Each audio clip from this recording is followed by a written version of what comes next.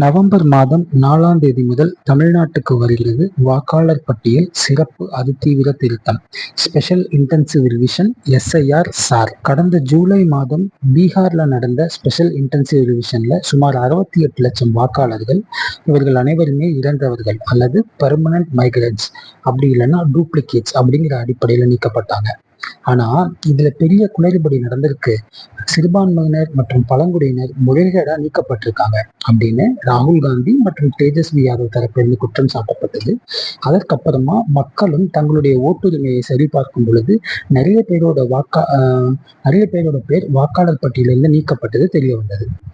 இதுக்கப்புறம் மக்களினிடையே தன்னெழுச்சியா நடந்த போராட்டத்திற்கு அப்புறமா நீக்கப்பட்ட 68 லட்சம் பேர்ல இருந்து சுமார் 22 லட்சம் பேர் திரும்ப சேர்க்கப்பட்டாங்க.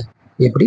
நீக்கப்பட்ட 68 லட்சம் பேர்ல இருந்து சுமார் 22 லட்சம் பேர் திரும்பவும் சேர்க்கப்பட்டாங்க.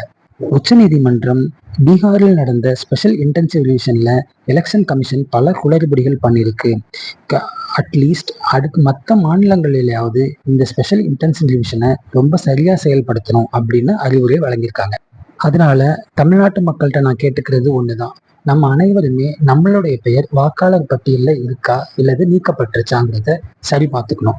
ஒருவேளை நம்மளோட பெயர் வாக்காளர் பட்டியலிருந்து நீக்கப்பட்டிருந்தால் தேர்தல் ஆணையம் சொல்கின்ற ஒரு 10லிருந்து 12 டாக்குமெண்ட்ஸ் அதுல ஏதாவது ஒன்றை கொடுத்து நம்மளோட குடியுரிமையை நிரூபிச்சு திருப்பி நம்மளோட பெயரை வாக்காளர் பட்டியலில் சேர்த்துக்கணும். மக்கள் தான் தன்னுடைய வேட்பாளர்களை தேர்ந்தெடுக்கணுமே தவிர வேட்பாளர்கள் தனக்கு யார் வாக்கு செலுத்த வேண்டும் அப்படிங்கிறத முடிவு செய்யக்கூடாது.